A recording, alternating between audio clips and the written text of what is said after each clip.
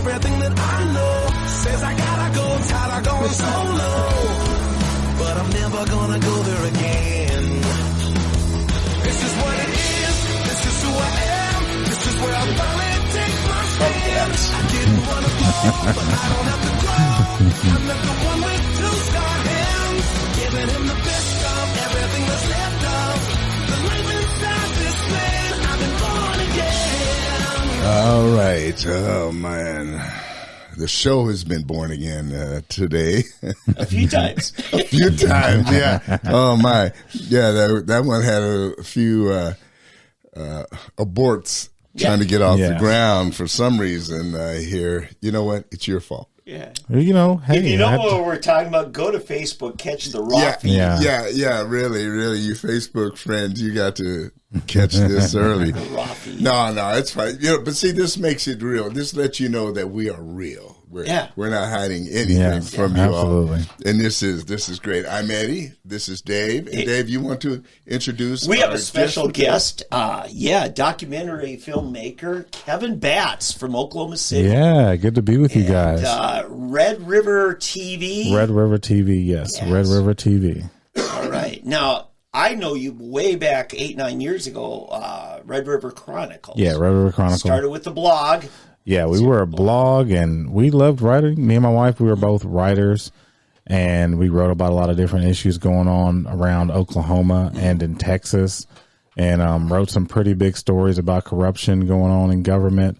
And we built up a large network of different sources and stuff, and people that will go on the, off the record and tell us information about different kinds of corruption going on in different matters, and we'd report on it. And then whenever social media started favoring video, we moved over to video. And my wife told me, said, I'm not going to shoot a video, any kind of video with you unless it is good.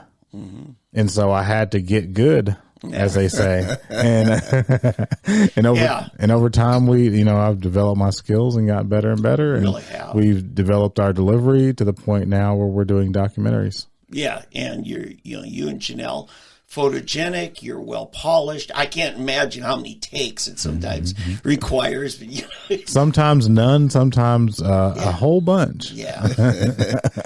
But you guys communicate with genuineness, honesty, and really clarity. Yeah. I think that's what's been the hallmark. And last night I was at a birthday party for my granddaughter. Well, daughter-in-law has a friend who is a court clerk in Wagner County. Oh, okay. And I said, I'm interviewing a guy who did a documentary on the Woolley case. She says, I heard about that documentary. So they're talking about you.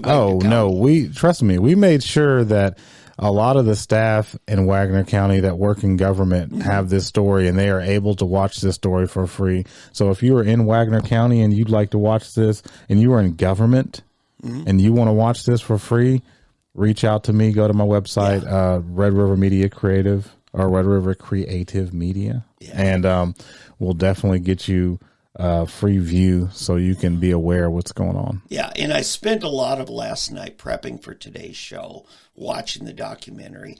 I asked a lot of questions, and I'll just tell you right now, this friend that was at my granddaughter's birthday party, I'm not going to tell you what she said because she's got to work there. And you know what it is in, small town, rural justice systems. Yeah. It can small town justice can be brutal. Brutal. We like to say, the people always looking for the stories in Oklahoma and Tulsa, Oklahoma City and Tulsa and the big cities. They think that the big corruption goes on there. Yeah, there's big corruption there. But you go to any small town, you lift up any rock, you're going to find corruption. Yeah. Because these small town governments, they kind of operate under their own system sometimes, and we got to expose that. Yeah. Now, Eddie and I often talk about some criminal justice inequities going on. And we support law enforcement. We support a civil society, but not a tyranny. You decided to take on a case. First of all, I'd like you to introduce this case to us and why you decided to take this on. Well, I would say probably what are we talking about? 2 years ago, I was approached by a friend who lives in Wagner County, and he told me this story about a family. Their names are the Woolleys, and he told me that the Woolies were wrongfully accused of murdering their grandson and molesting their grandson, their grandfather. Grandson. Yeah, another grandson. And they had one of their grandsons died of SIDS at night. SIDS, sudden infant death. Yeah, sudden infant death syndrome. Mm-hmm. And the other grandson was taken by DHS. And immediately, right? Yeah, immediately. And this started a whirlwind of them being given 16 different felonies over the next ensuing years, mm-hmm. and spending over, I'd say, a couple $1 million, defending themselves. And when it all said and done, having 5 different experts, one of them an expert for the state of Oklahoma, come out on their side and say there is absolutely nothing here. And the only way you would come to this conclusion is if you made it up. Okay. That was essentially their conclusion. There is nothing here. So after that, they go back to DHS and they say, hey, can we get our grandson back? Because you guys took him and now we are essentially we have nothing against us as far as the government's concerned. Right. And DHS tells them, and this is all just me simplifying this. Yeah. But DHS essentially tells them, we don't recognize your innocence. Exactly. So we're going to keep the kid. And that's how it's going to be. No due process of law. Do not pass go. Do not collect $200. Family. Yeah. They take their family. Yeah. And now that child, that 5 years old at the time, now 10, right? Yeah, he's 10 years old now. Now belongs to the state. Yeah. And we know the state's better parents because we see all the foster kids that come through, right? Yeah. Yeah. But now, before we go any further, tell us, and we'll talk about this at the end, where can people watch your documentary? Right? They can watch it at savingclayton.com. You can go to savingclayton.com. You go there and you can watch the trailer. You can also watch the movie. I think we have it on there for like $13 right now or something like that. Gotcha. Somebody's got to pay for this. Yeah, somebody's got to pay for it. 2 years. We spent almost 2 years developing this, mm-hmm. and I'd say we spent countless hours. This is me and my wife's ministry, and like I tell people, we'll be lucky to break even with this project, but if we can figure out a way to break even with this one, we know with the next ones we'll be able to fund even bigger and more investigative stories into Oklahoma stories. This is about telling Oklahoma stories. So stories about corruption, stories about positive things, great things that are going on. So we have a lot of stories we're going to be bringing out, but we have to be able to build a kingdom economy around this kind of industry. Otherwise, these things aren't going to happen. Were you going to say something, Eddie? No. I'm sorry. Okay. Well, I did want to ask a question. So where's Clayton now? Clayton is. We said the state, but he's been in foster care. He's in foster care. He's with his family. He's with the dad. One of their family members has him. Okay, so do they have any visitation rights? Do they get to see him? They have nothing. They can't see him at all. Nothing. They've been threatened with sanctions if they try to even write a letter. Let's bring this into perspective. Yeah. Okay. The mother doesn't even have visitation. Now, if you are a person, and this happens to a lot of women, DHS has this thing called putting the kid with the family first, the closest of kin. So stable family. Yeah. So when you have a situation where someone's convicted or they're going through a court case of like a horrendous crime, like say a woman murders a person and she's in jail and she's addicted to drugs and everything's bad, she'll still get to see her kids. DHS will make sure she gets to see her kids. Mm-hmm. And if you're homeless, you're a homeless person and your kids get taken away by DHS, they'll set up places where you can go as a homeless person, roll your little shopping cart up and go see your kids on certain days. So they'll do that they do this all the time. This is a normal thing. So it's strange that a mom who doesn't even live in the household and has nothing to, is not, like living with her parents or anything like that. Why does she get to fall into these special circumstances where she doesn't even get to see her son? And she's not been convicted of anything. No, not convicted or anything. No, only thing that happened to her, she didn't charged with anything. Well, the grandparents are the ones that were charged with murder, a bunch of other stuff, 16 different felonies, like I said, all the things you could think of. And the mom she didn't have custody of the two sons because when she was in her teens, she had a chipped tooth and she was prescribed opioids, and she took them, for like a week. She got hooked, and so she dealt with drug abuse after that. Well, she's been clean for probably 5-6 years, drug test, everything else. Go further into that. The day of her little baby's death, the younger of the two, not Clayton, but Elijah. Sibling, she was on staff at Teen Challenge, Oklahoma. Yeah. So she cleaned up. And she was a leader. And vouched for by Teen Challenge themselves, says we draw on her expertise and her stability. Yeah. So this was a family that had really overcome a lot by pulling together. So is this the case that Kevin Adams was involved in? I don't believe this was one of them. But that was another Wagner County case that Kevin, there was one when he was here, he was dealing with a case down in Wagner County as well. Yeah, and then he had one out there in Cherokee County that he was working on too. But, okay. We see a lot of this in Wagner County. So, this is a pattern. Oh, but I should say, the common denominator in those counties is the same DA, Jack Thorpe. Yeah. See, that's why I'm trying to figure out what's going on there. And now, I hate to say this, but I've found the case to be too many times. In other words, did this mom have the right amount of money to pay the right attorneys? She would have that kid back. Well, the thing that we see when we've interviewed a lot of other families behind the scenes and talked to a lot of people is the throughput of DHS in Oklahoma is they want to have certain outcomes. And from what I was made to understand a few years ago was that they were under a consent decree from the federal government, or they still are, one of the two, where they have to meet certain outcomes. So at the top, it's like a cake. I tell people all the time, it's like a cake. Are you saying there's a quota they have to meet?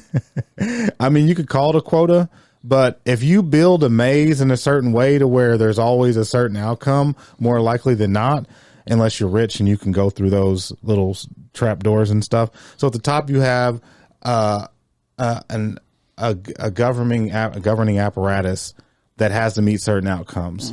Then below that, you have incompetence and ineptitude, and a huge bureaucracy like DHS. Then below that, you have the incestuous relationships between these DAs, prosecutors, and law enforcement and DHS, where their main goal is to take the kids away, to use them as leverage to try to get criminals or so-called accused people to admit to crimes and things like that. And so when you put this whole layer together, you build this huge quagmire where, there's good people in it. There are people with good intent, but there's also a system in place where it's tilted towards that ball of justice rolling towards the bad side of it.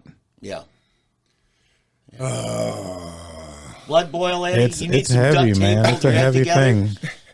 But we are happy warriors. Talk about Joe Biden. Yeah. Well, Joe Biden is the least of our warriors in our state when it comes to stuff like this. It brings it back home. It shows us that we can be so focused over here that we've got our own issues over here. And what we see, it's sad. It's sad. I mean, really. Yeah. That's now. Let me ask you this, Kevin, about your own situation and what you're doing.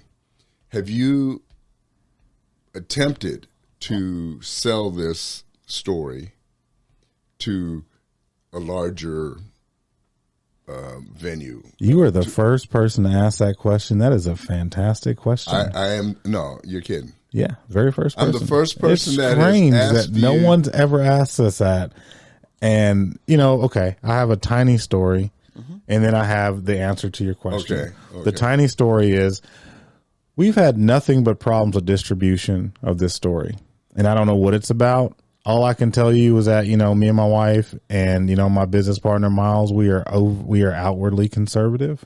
We are all three people of color, and we are all outwardly Christian conservative and stalwarts in our beliefs. But when it comes to stories like this, we say this is non-political. Everybody wants justice. Everyone's, they want justice. So we put this out to license it to to Amazon Prime. Amazon Prime takes everything. They're just they're licensed. They license everything. You can send videos into them as long as all your stuff's straight and it's not no crazy stuff, like big lies and stuff like that. They'll take anything and they'll sell it. Amazon sells anything. But you're a black man defending a white man. There's something wrong with that. Yeah, but there may be a bigger problem. You're kind of in no man's land. So you're the black conservative. So when we put this up to license with Amazon Prime, because we built everything around like this is going to be an Amazon Prime. Okay. Come get it, come rent it. So when we put it in for that, we're like, dang, this is taking a while to come back. Usually it takes about a week, almost 2 weeks. Why doesn't it come back? Created a problem. And they sent us an email back and they said, we not only are we not going to put this movie up, we're not going to tell you why, and you cannot appeal, and you can never submit a movie like this again to us. And so I took that to mean we have been effectively banned from Amazon, insta-banned, and we've never done anything with them. I mean, lifetime ban. I don't know. I don't know if we can submit other stuff. Sounds like it to now, me. we've talked to other outfits, more powerful, like movie producers and stuff like that, who do Christian documentaries and stuff like that, and they're on Amazon. So we're going to try to work with them to figure out the question of how do we figure out the distribution for Red River Media? Because if we can't figure out the distribution for our documentaries, because right now, it's on Locals, and Locals is Dave Rubin. He's on The Blaze. It's his thing. And it's not really a good fit for us, because really what we're looking for is we're looking for something where people don't want to be jumping through hoops. They don't want to be going to some website they've never been to before, getting some app they never had before. Everybody has Amazon. Yeah. They understand that. Or we need a simpler method. Netflix, and we've had some problems. So right. We're going to try to talk to some of these folks that are a lot bigger than us, and we're going to try to say, what does distribution look like, us teaming up to do distribution? Maybe we can figure out a way to license it where we do some profit sharing or something. I don't know what that looks like. But, I mean, if you are a person involved in the business and you're not some scummy Hollywood type, because we don't get involved with those, but we would definitely like to have the conversation about distribution and licensing, because we do need that wave of a big media company. You see you see companies like The Blaze, you see Daily Wire, hundreds of millions of dollars they're making. They're bringing in a lot of money, and more power to them. But, when do we leverage that to pull up those newcomers that are coming up, in the wings like Red River Media? If it's just going to be about we have our own thing going on and we've bypassed the social media censorship, but everyone beneath us, they have to deal with that and they don't get to grow. The next generation of media doesn't get to rise up. Right. Imagine the Eddie Huffs, the young Eddie Huffs, and their mommy's little bassinet sucking on their binkies, forming their knowledge of being the next, radio personality or media personality, not getting to grow because somebody somewhere in California decided these are the kind of things I don't want people to know about. And this is the public square. This is the arena that we're in. So if we can't compete, be artificially being suppressed, how are we going to tell these stories that are non-political? Yeah. Non-political stories. Oh, but that's a bit naive to say it's not. Well, that's true. Everything's political. Yeah. And somewhere politics got involved in this. Yeah. Well, you'll have to remember, the same person who founded Amazon also owns the Washington Post. What is their narrative?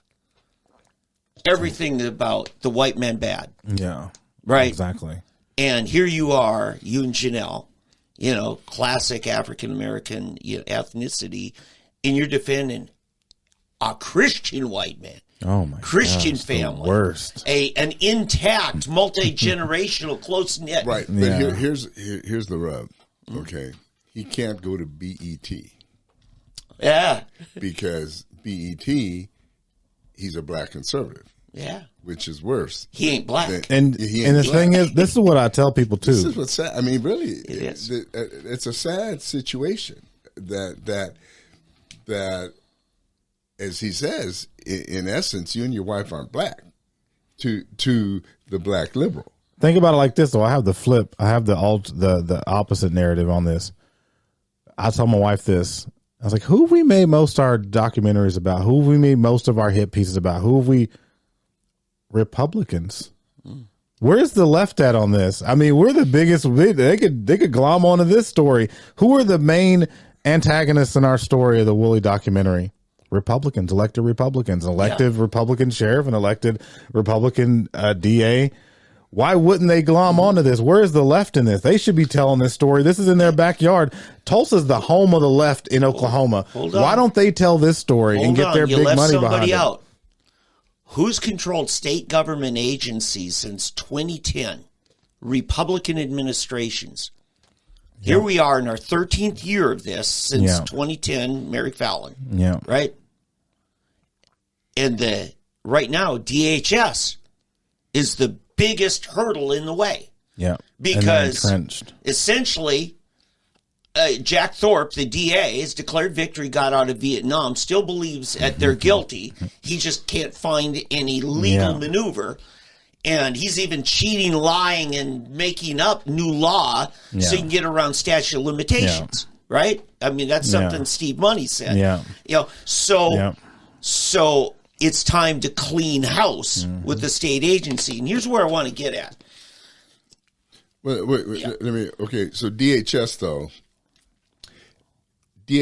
though, isn't it? It's run with federal money, isn't it? No, it's a state agency. It is a state agency. Okay, they probably got some federal money coming in from HHS. And they probably also have like guidelines that they have to follow to get certain grants and blah blah blah. All this. See, that's why. This is what bothers me. I think the lines have been blurred. Too many of our state agencies live off the teat, as they call it, of federal funding. Yeah. And so they bow down to the cow of D.C. In other HUD, to get. I went through the whole thing with Entedi here, North Tulsa Development. What do you call it? Entedi Development Authority? The North Tulsa Development. It sounds like a racket. Well, yeah, and in fact, and of course, this was back under. I guess Bush was still in charge back then, but they took their money away because there were shenanigans going on. Well, since Bush has been gone, there's been no problems. So, but because the right people have been in. But you do it in other words, you do it our way. You do it our way, and then we'll make sure you get your money and so forth. So. Here's what happens. You look at the grants that you want to write for and get those grants. Yeah. And you look at what they call best practices. We love that term. I know. We can't make it a rule. I hate that. But we can, be biased towards you if you don't follow it. Yeah. And then they form their whole agency with the direction of meeting the criteria for those federal grants. Yep. That's exactly it, Eddie. I think you nailed it there. So this is our problem, though, as a state agency.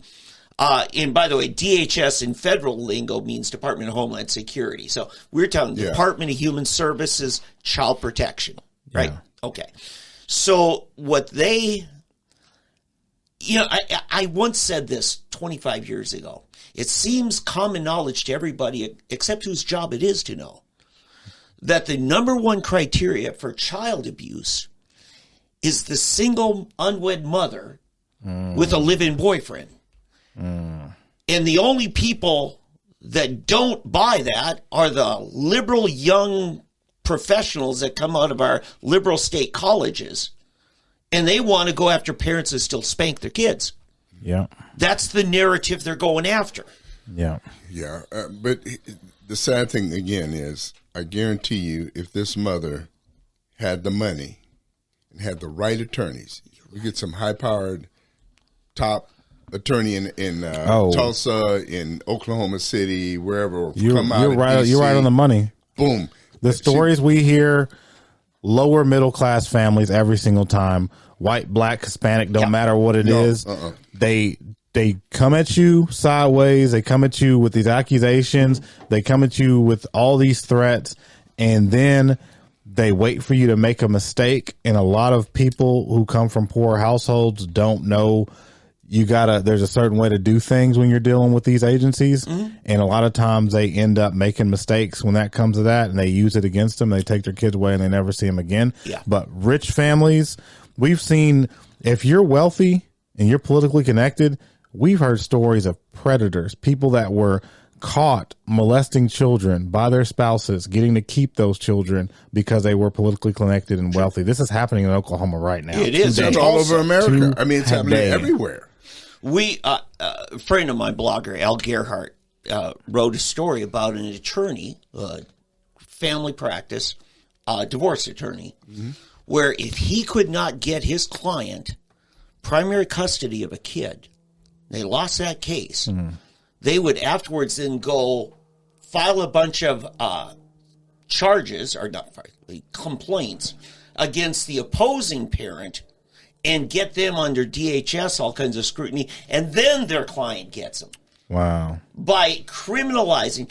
And I think you're right on a number of points. Eddie, a good friend who's a good judge here in Tulsa, I was in her chambers one time, and she said, when it comes to misdemeanors, we, stack them deep and settle them cheap. And if you got a good attorney, you can get a good deal. The unrepresented, though, you're at their mercy because prosecutors are bullies. They pick on those who can't defend themselves. Yeah. I mean, it is just a total shame that here's a mother who's not been charged, much less convicted, has her child taken away from her. I mean, that's just ridiculous. Yeah. That is ridiculous. Well, and what they'll tell you is, not to interrupt, I'm sorry, but what they'll tell you is that, well, she gave up custody in court. Well, what they won't tell you about that story is that, and I'm giving the brief versions of these things because we can't be here for 2 hours, me breaking down how the cow ate the cabbage. But the brief story is she goes to court, and essentially her lawyer, the state, and the judge they basically team up against her and say, you need to sign this paper. You need to sign this paper. Well, I don't know what this paper is. I don't know what it is. I need to read it. I need to have somebody look at it. Oh, you need to sign this. You need to sign this. And this is what's best for Clayton. And basically misleading her. She signs this paper. It turns out when she goes back home and she looks into this paperwork she just signed, it's essentially giving away all of her rights to her son. And so she goes back within the certain day. I guess there's a certain day window you get to amend it or whatever. And so she goes back and starts that process. Nothing but problems. Nothing but problems. And so that's what they'll tell you. These people, they're fast talkers. They got an answer for everything.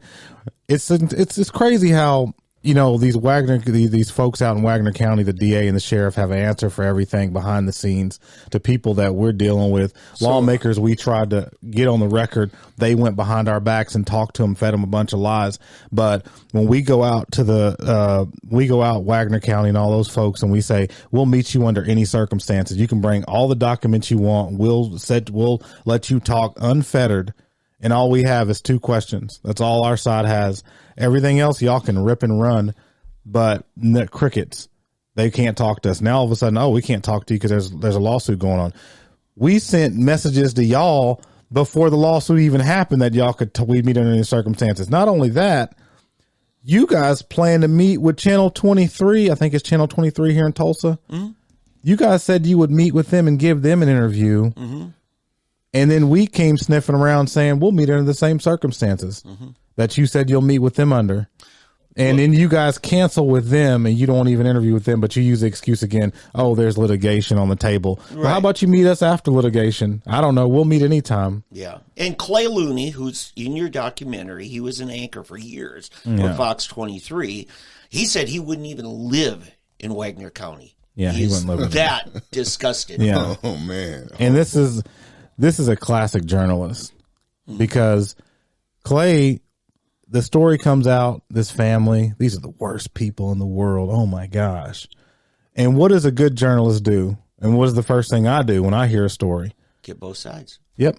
I want to know, okay, Well, let's go ask some people. Is this true? You start with the mainstream narrative or whatever that is in your community or whatever's going on.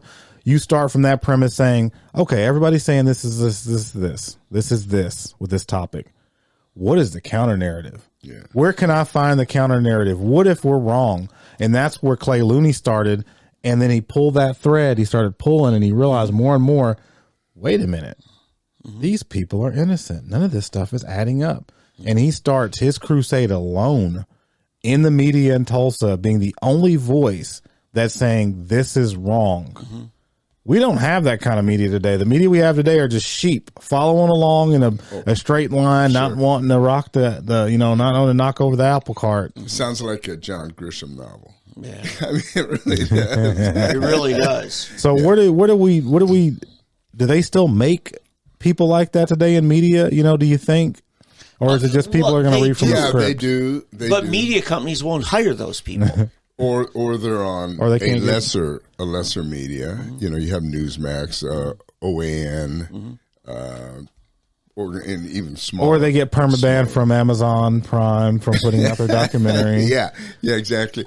You just have to fight your way. You just have to not give up, and eventually believe, and fight, and pray that you don't go bankrupt before you get that breakthrough and somebody hears you get that break. But I think that there are people out there that would come to your side. I think there are people that somebody out there will eventually hear you if you keep knocking and keep wanting to do. See, I think there's a hunger for true journalism still in America. I think there are people that want to honestly. Don't feed us the bull. Yeah, they don't care about Fox 23 or KO TV here. I don't know what the counters are in Oklahoma City. I'm sure it's the same, maybe worse in Oklahoma City. I don't know. Well, you can't watch it because they don't tell you anything. They start with this is a story out of Oklahoma City. Well, I got some people I wanted. Wait. What were you saying? It's 2 paragraphs. You'll see it in every single time. A couple was arrested today. Their name is some long Chinese name you cannot pronounce. They're not citizens of the United States. They're from another country. They're from China. And they own 6 houses on one block. And we found multiple people in this household that seemed like they were being held against their will. We also found a room full of money. That's it. Nothing else to report. The cops said, see you, son. See you next week. That's the stories you get. They don't dig deeper. They don't say, this is curious. They don't see a story and they're like, wait a minute, what's below the surface of this? No, they just, whatever the statement is from whatever governing agency, they read that statement, they publish it, and then nothing to see here, just moving on. Nothing, don't worry, we don't need to go any deeper, and they find these huge things and they just cover it up through omission. Yeah. Well, a couple things I want to address and some people particularly. Yeah.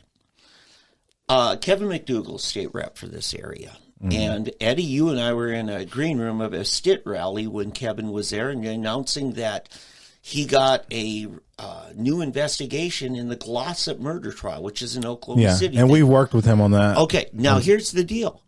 Kevin represents Wagner County. Yep. Okay? He did a great thing in Oklahoma City with that Glossop because there are all kinds of problems with it. He's been doing some great work with that. Okay. Kevin, I need you to be a hero for your constituents, all right?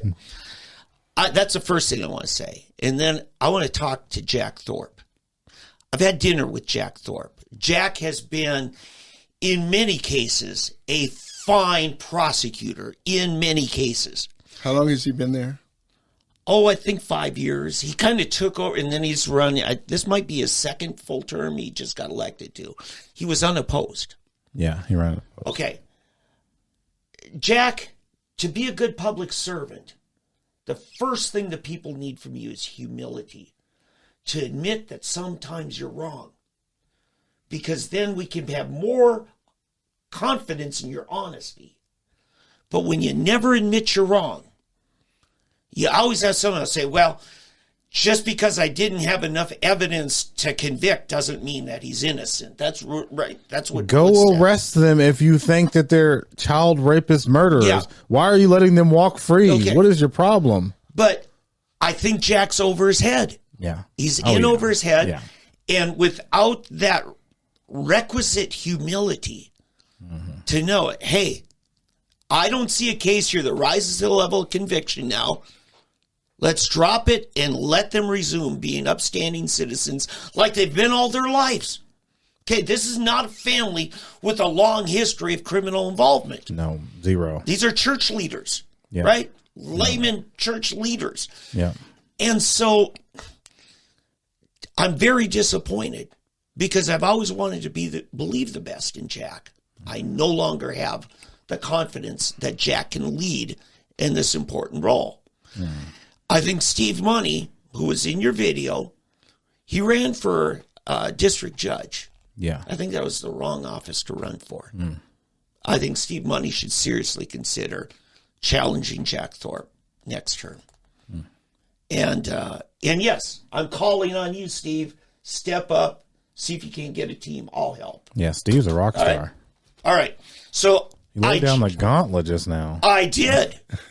Because listen, I have gone to bat for Jack a lot. And listen, sometimes Jack has come to the rescue of people I knew needed a fair shake. And he has done it.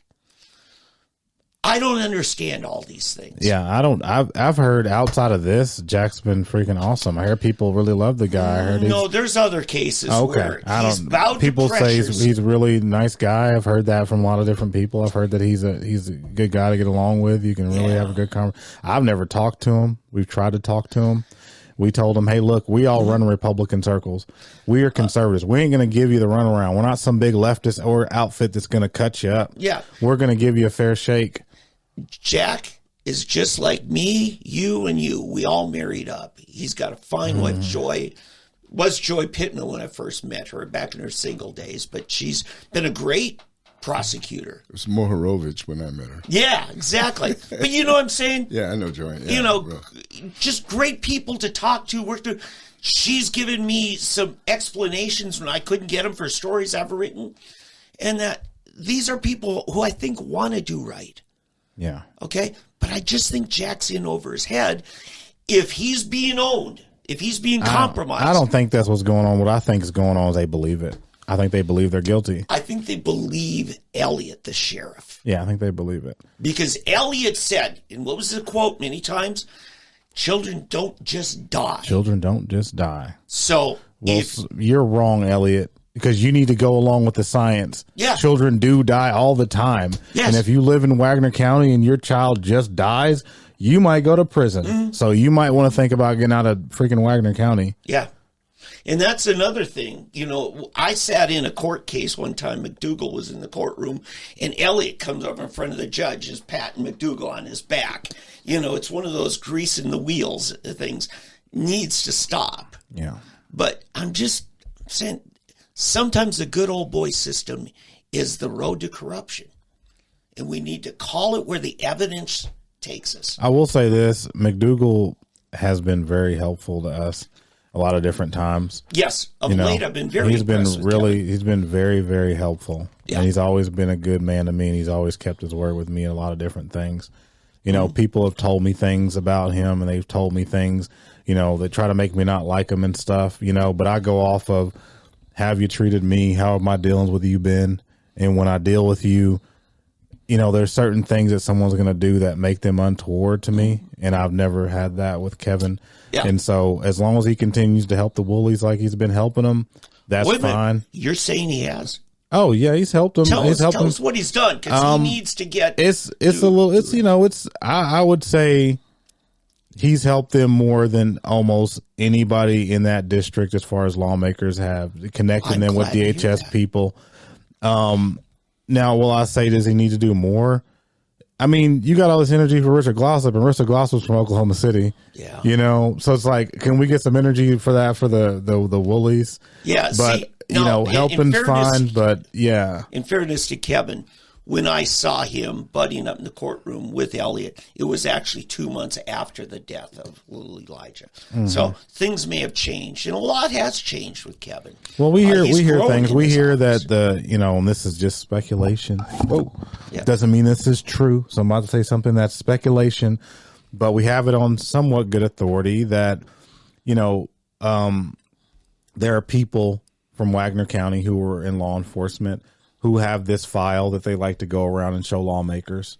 So, and this file contains pictures of Elijah and him and, you know, deceased, you know, and different autopsy pictures of his body. And they like to show people this for shock value. When people are kind of coming over to our side, the side of justice, there shouldn't be a side. We're on the right side. So when people are coming on the side of saying, you know, treat this family fairly and treat them as if they're innocent, because that's what the eyes of the justice system sees them as. Mm-hmm. Here they come around with this file full of these pictures saying, look at this baby. Mm-hmm. There's no way that something didn't happen to this baby. And it was mainly, did the autopsy show SID?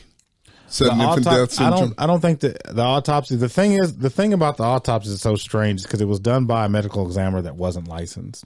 Yeah, the Tulsa medical examiner was not accredited. This is something that was refuted by Dr. Block, Dr. Schmidt, and one of the doctors is out of Detroit, and he's done, you know, he's the foremost authority in child autopsies. Yeah, and they both essentially said the same thing. And just to coalesce what they said down, that there's nothing here that shows that. So if you that shows abuse, that shows a kid was murdered, that shows any of the things that this person at the ME's office said that happened. So what you're left with is an instance where if you just see a picture and you don't know what you're looking at, I don't know what I'm looking at when I see a dead body. When I was in the Army, I was in the Army 10 years, and I can tell you half the bodies I saw, they all looked the same to me. I couldn't tell whether or not the guys were murdered or not.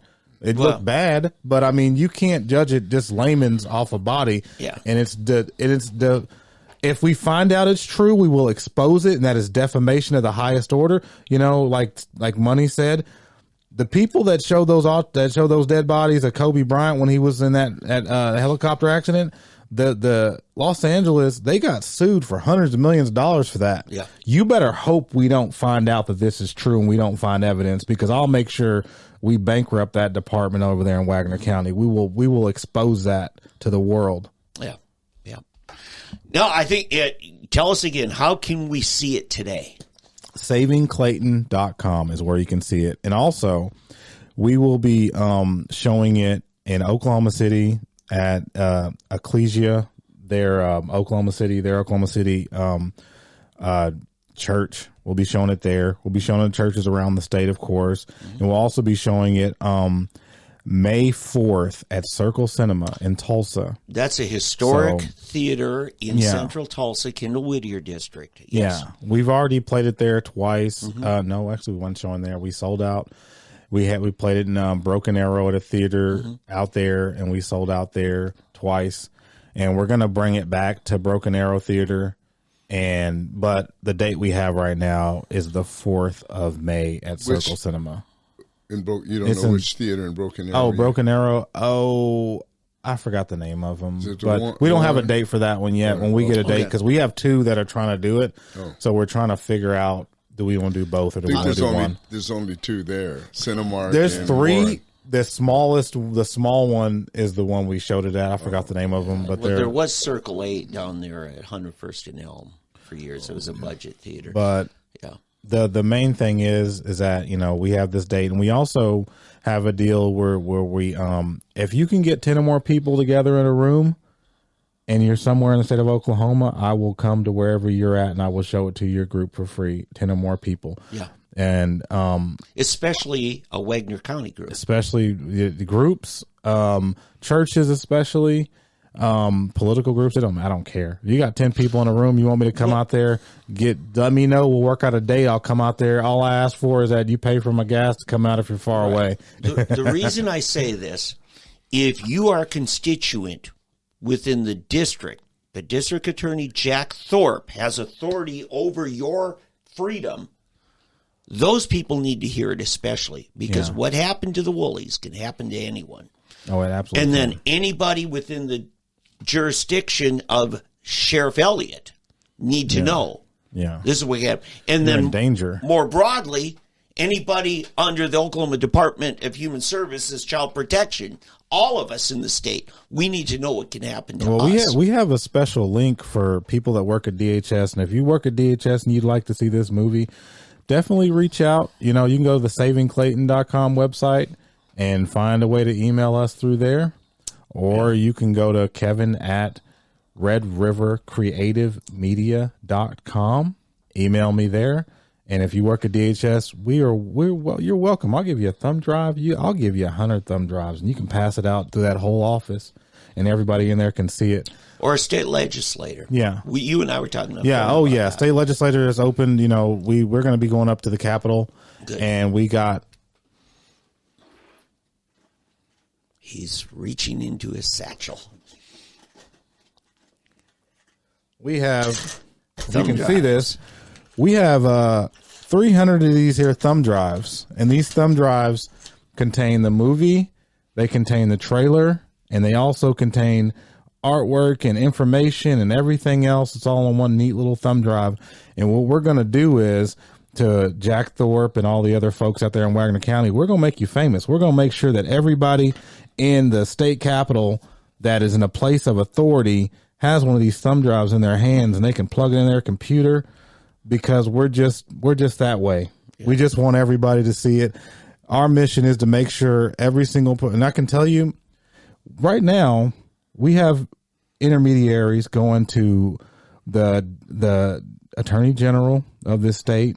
We've had intermediaries go to the governor. Yep. We've had intermediaries go to some of the Congress people. You got the governor's dad to come out and pick it with you. Okay. All right. You got me on that one. Oh, man. You know, the jail we'll make sure that everybody in the federal delegation, everyone at the state level, statewide office, and everyone from House reps to state senators is going to see this movie. Now, I wasn't joking. We're going to make sure everybody knows. One of the prominent interviewees in this is the governor's dad. Yeah, the governor's dad is in this documentary. He did a great job. The governor's dad is in this documentary, and he was blowing the lid off this thing. Oh, yeah. And so for the people that act like this is just a bunch of goofballs, you know, with their cameras running around, we are goofballs with cameras, but we also have legitimacy because, you know, we have all these prominent people that are willing to get behind us. Well, you know what? That may be another reason you can't get any of these people on the left on your side. You got the governor's dad in your video.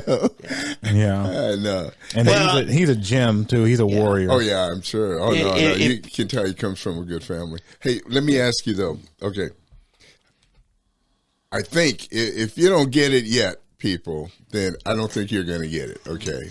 And can you give them the website one more time, just slowly, so everyone The website is savingclayton.com. That is savingclayton.com. And your general website, Red River?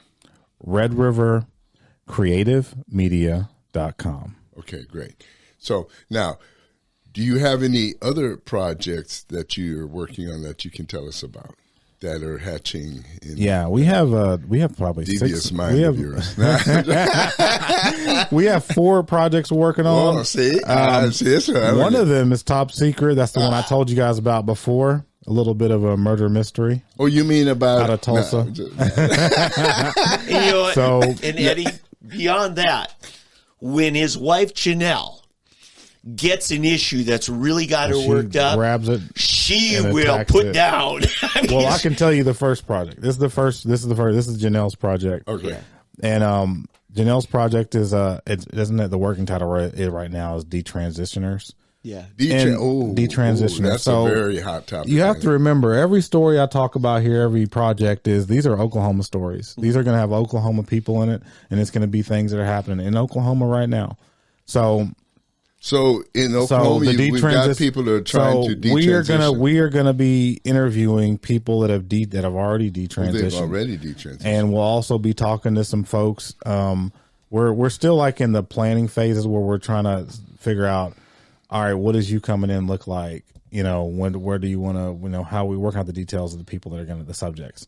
So we're going to talk to lawmakers. We're going to talk to actual detransitioners. We're going to talk to people who are activists in this. And if you don't know what a detransitioner is, these are folks who were transsexual, who went from a male to female to male, and they realized that, oh my gosh, there's something up with this, and they switched back because it wasn't what they thought it would be.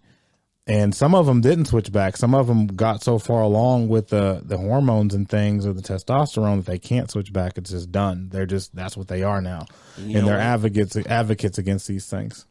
They're the highest suicide rate is those who realize, God, I screwed up. And we got some big names that are coming on board for that. And also the second project we have is a little more lighthearted, and it's about barbershops. And I don't have a title for it yet, but we're going to interview some of we hope to interview some of the biggest barbers in this state.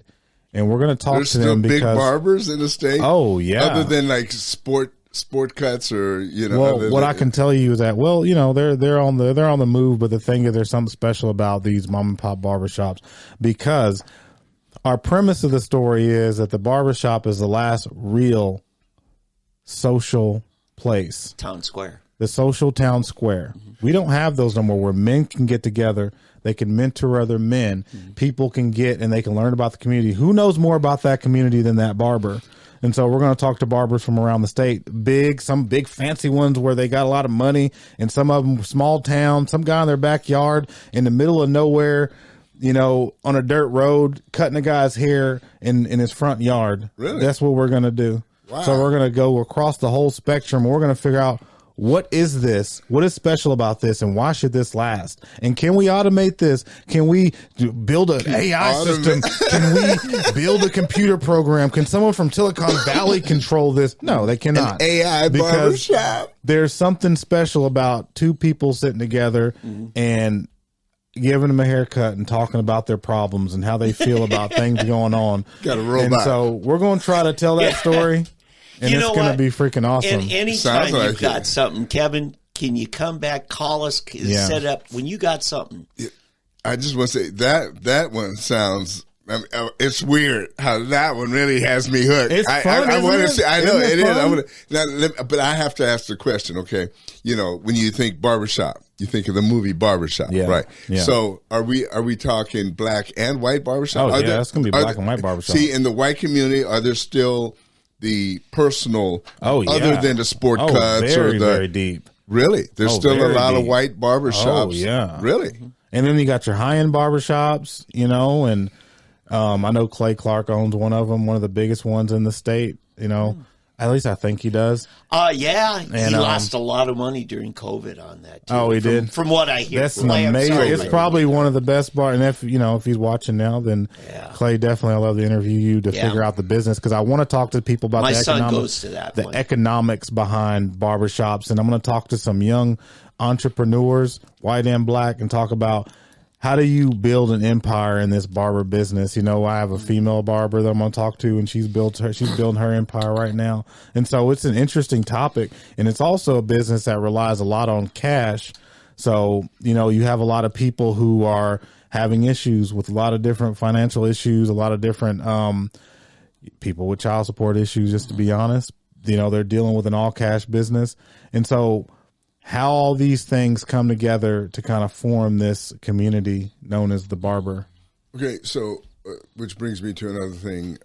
Speaking of cash and business, how are you guys making it? I mean, how do you derive your income? Because I know this stuff isn't cheap. Your equipment, your editing, and all that. So do you live based on support? Donations? It's a little bit of everything, like we'll do.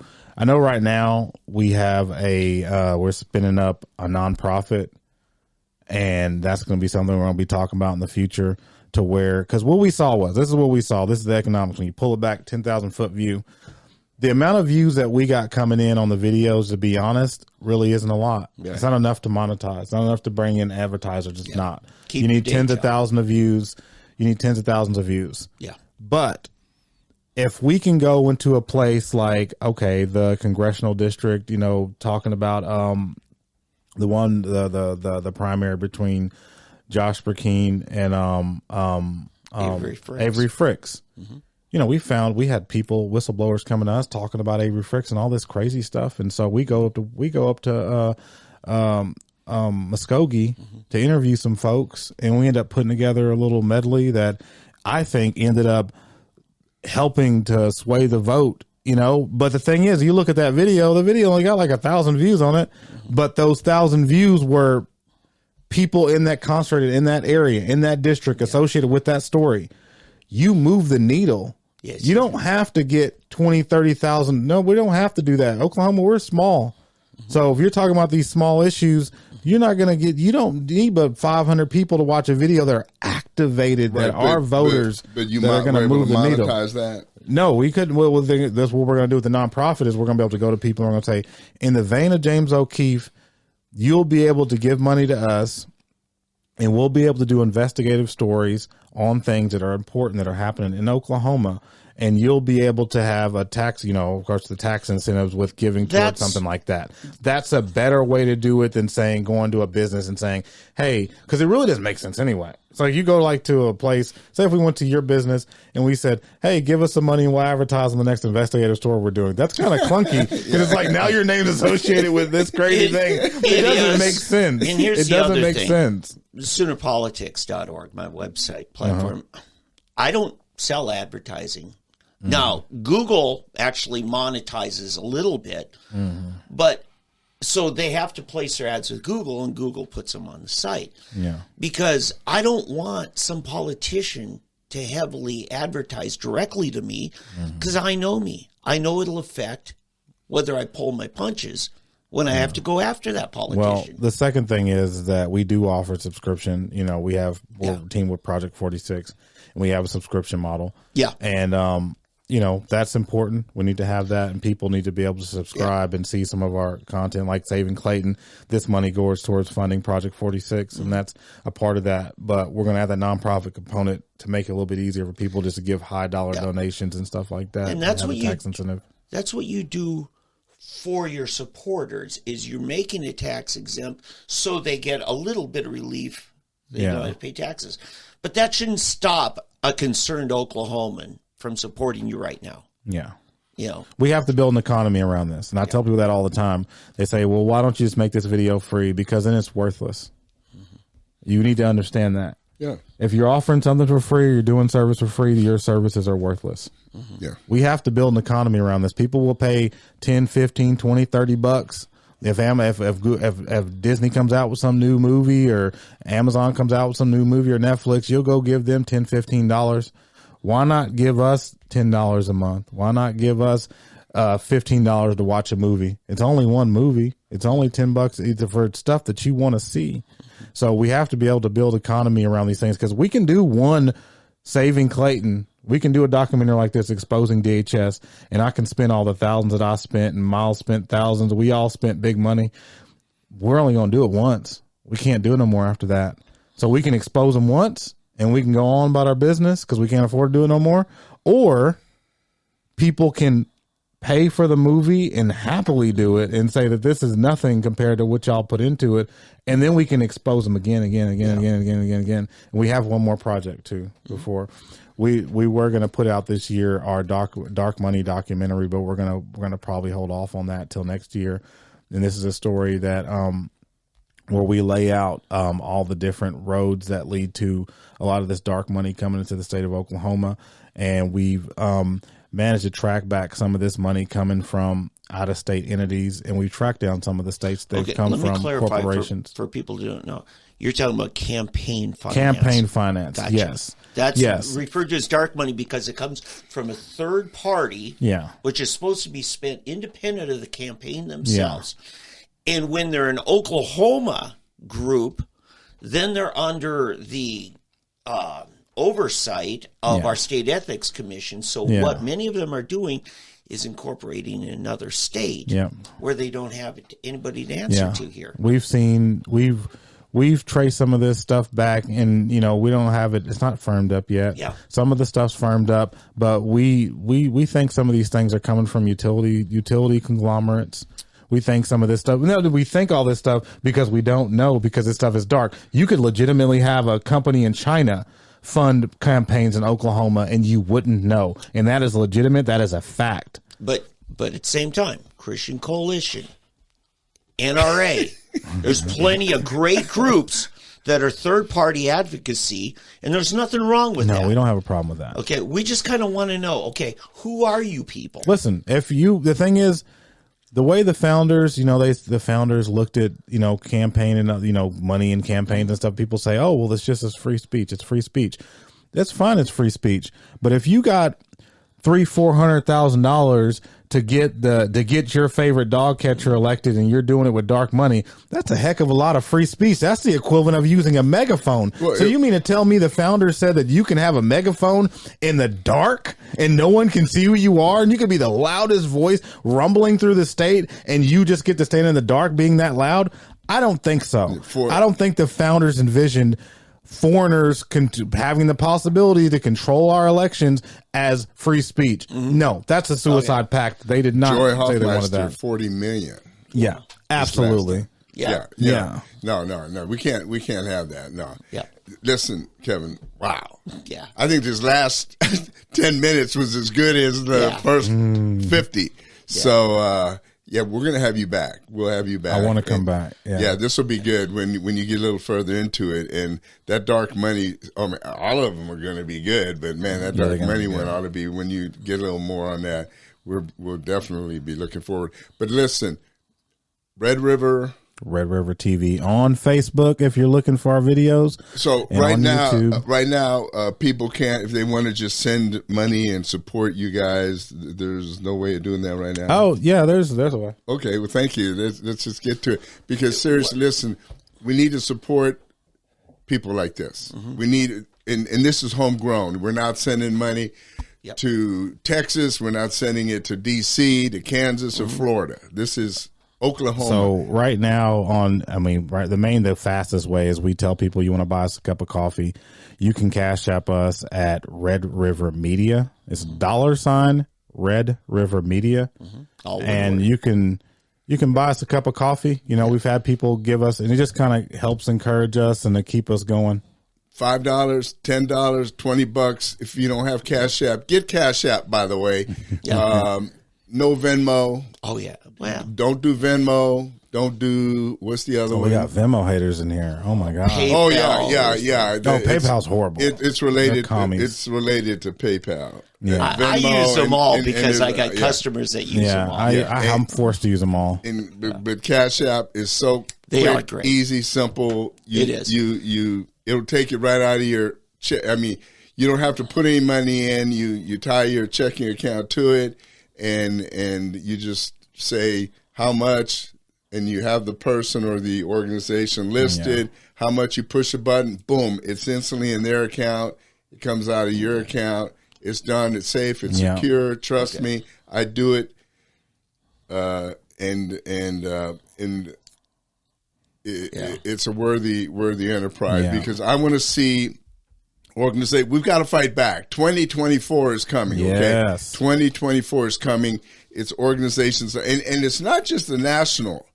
We've got local things coming up that we've got to fight. Okay, local races, Oklahoma races that are coming up, and we've got to start educating and fighting against all of this dark money and light money that's going to be coming to try to take Oklahoma back. They're going to try to turn Oklahoma blue, people. They're turning our cities blue. Yeah, the city's already right, and we've got to start fighting back. Okay, so anyway, that's what I want. I want to say, if you're looking for Kevin, it's Kevin Batts, Batts. Yeah, and I want to say this: I've known Kevin for probably 8-9 years. Right, fellow blogger, solid, and Janelle, solid folks. I'm just telling you, if you can't get along with Kevin, it's probably you. Okay, Kevin's a great guy to get along. So I just need you to know he's not just some fly by show. Well, we've been working behind the scenes. Me and David, man, we've been rolling. Yeah. You know, we were the trio. He had his blog. We had our blog, Red River Chronicle. And then Matthew Vermillion had his blog. Yeah. And then we got the other, I forgot his name. Well, we had a bunch of blogs. I was up to about 80, and then you created together. an app early Yeah, on. I made the app, and that blew up in my face. But whatever, you know, we try things. Yeah. But yeah, and, you know, so I'm just really excited about what you're doing. Yeah. Thank you for making the trip. Yeah, and Dave invited Kevin to come in, and I said, yeah, let's do it. And I walk up to the door, and I see this brother out there, this black guy, and I said, where's Kevin? Yeah. Oh, my God. So, no, we never met. We never met. That's true. But it's a pleasant surprise. I'm always excited to meet fellow brothers in the Lord and brothers in the conservative movement. And although he's not quite as conservative as me. Oh my word! I need a chance. Okay. I gotta I'm not come back either. to prove how much more. I'm the most conservative person in every room I'm in. Kevin is one of these guys that's so far right, he's back to the left again. Oh my gosh! He's got full circle. See, these are the things I used to do with Pat Campbell. This is what I used to love to poke the bear with Pat Campbell. Man, you're so far right, you're over on the left again, man. You know, but no, we're gonna have fun next time you come back. Yeah. But Kevin, no, seriously, it's really a pleasure meeting you and hearing. And I am really, really, truly, I'm not kidding. I think this is one of the most exciting interviews we've had, and we've got to. I want to help these people down in Wagner County, and if there's any way we can do that, and you can do that, please help. Please help out at home, and also for these future projects. We've got to start supporting our new groups. We can't just count on Glenn Beck and Newsmax, and we've got to start.